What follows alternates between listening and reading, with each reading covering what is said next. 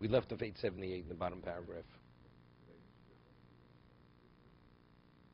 Okay, 878 Chovos HaLevavos, bottom paragraph. We spoke of a person who has Avos Hashem, person is a tzaddik.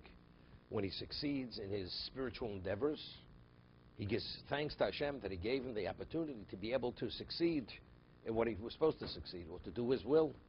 And what happens if he's not able to succeed? He fails. Okay? Umashliuchul asos, the third sentence in the last paragraph. Umashliuchul asos, laros b'machshavtom. And if they're not able to bring about, to show their intent, nechalishusa me'asigo, because of their incapability to achieve it, yisnatzlef ne'akel mimenu, they apologize before Hashem, v'yivchu ba'asosa be'shuchlu, and yivcharu, and they're committed to bring it about when they're able to bring it about. And they yearn for that moment when it will present itself. They should be able to do it. There's a story.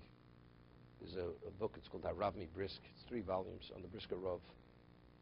The Brisker Rav came to Eretz Yisrael in 1941, only with 4 of his sons, 4 sons, and 2 daughters.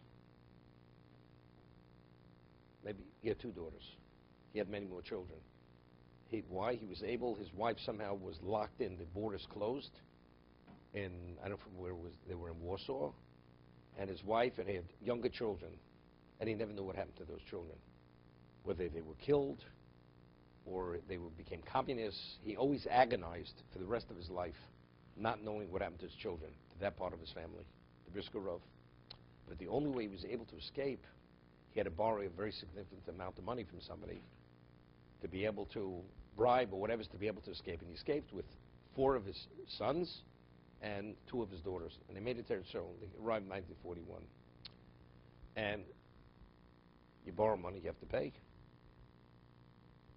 After the war, he had the money, and he was searching high and low to find out this person.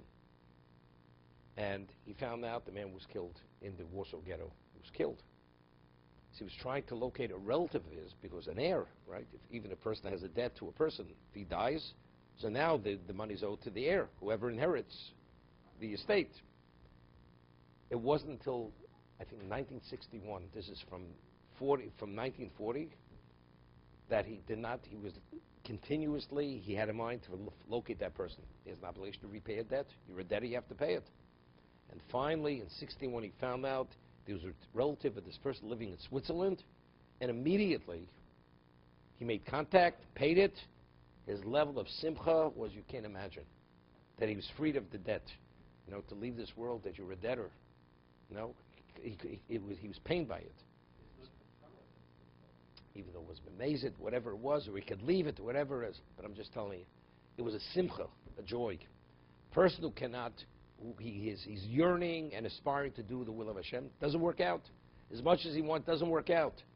He's committed that when it presents itself, he's going to do it. And when he does it, when he comes upon it, this is like he found the ultimate. He hit the jackpot. The Gemara says in Brachos, you know, I know David is always quoting from all over, that the Gemara says in Brachos that there was a person,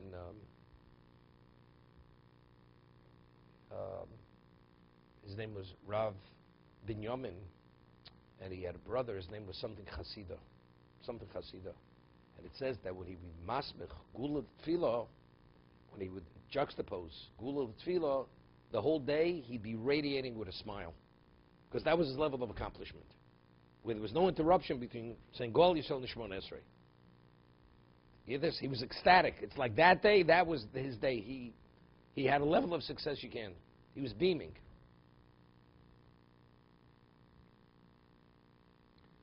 There's a book, it's called Hagoin, on the Vilna Gaon. It's a 3-volume book. When Ziggy Olovishon used to be here, he read through the book. And over there, the Vilna Gaon, there were times. First, they ate very little, the Vilna Gaon. If you read through, he ate and yet he had tremendous health and strength and everything else, and he wasn't thin. Was not thin, and his level of immersion in Torah was not to be believed. He only slept 4 half-hour segments in a 24-hour period. Never slept more than half an hour at a time, only 4 times a day, the Vilna Gaon. And he was working on a certain difficulty in the Gemara, whatever was in one of the Rishonim, and he couldn't figure it out. Literally, for a week, he had a jaundiced look. He was so pained by not being able to compound the truth of whatever he was working on. And then all of a sudden, one day, it was like the sun was beaming. It was beaming. You understand? What do we beam about? Did you hear? No tax, this, bonus. The boss is picking up the tax. Everything, picking up. This net, gross net, it's all the same. Okay, you're excited. Right? What do we get excited about? What did he get excited about? Okay, so the person who has true avos Hashem,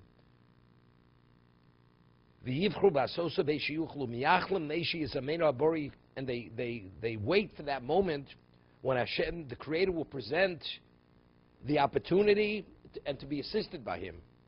Yeah? And they supplicate Him. When are you going to give me the opportunity to be able to fulfill your will? And this was the objective of the desire. And this is all they were asking from Hashem, to do His will, to serve Him. Nothing else mattered in their lives. Would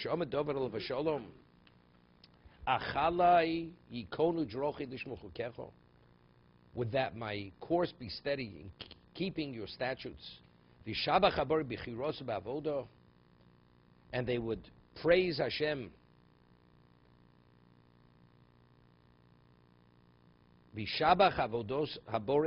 Hashem will praise their choice.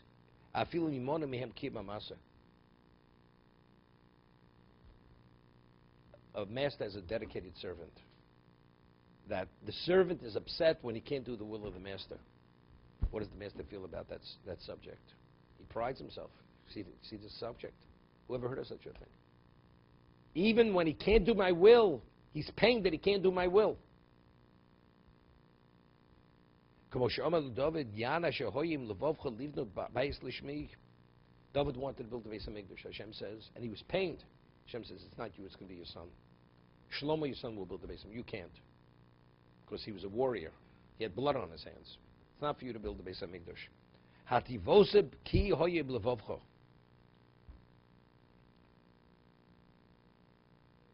And you did well to have that intention.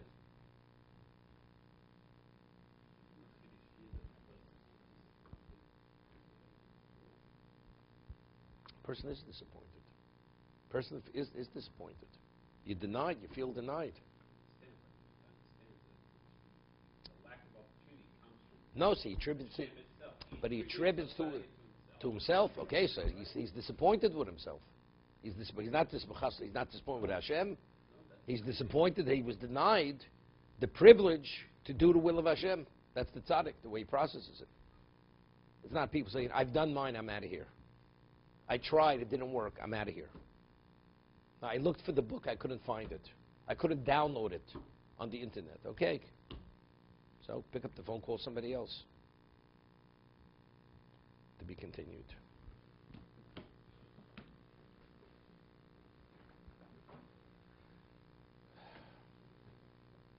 How you doing? Baruch Hashem. You finished? Okay.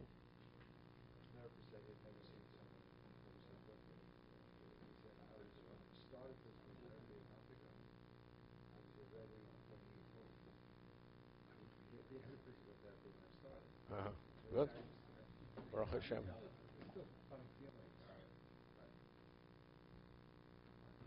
It'll go away eventually.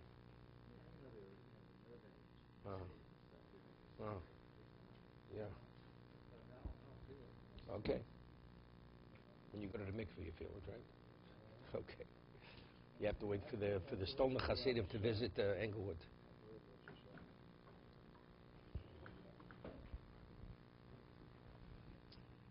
Okay. Big crowd today. Okay. It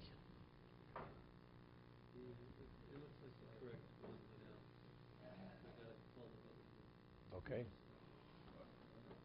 No, the people got Eikev yesterday. The ones who had it, it was Eikev. They got the right thing. Yeah. Good. Okay, I'm happy. Yeah. So what, you're going to download the right one now? Yeah. Okay, good. So the others you just throw out. Yeah. Good, thank you. I'm not sure if Mr. Glick's going to come today. He had a problem yesterday with his foot. Mitcha, he wasn't able to walk, something. He's coming? At the office.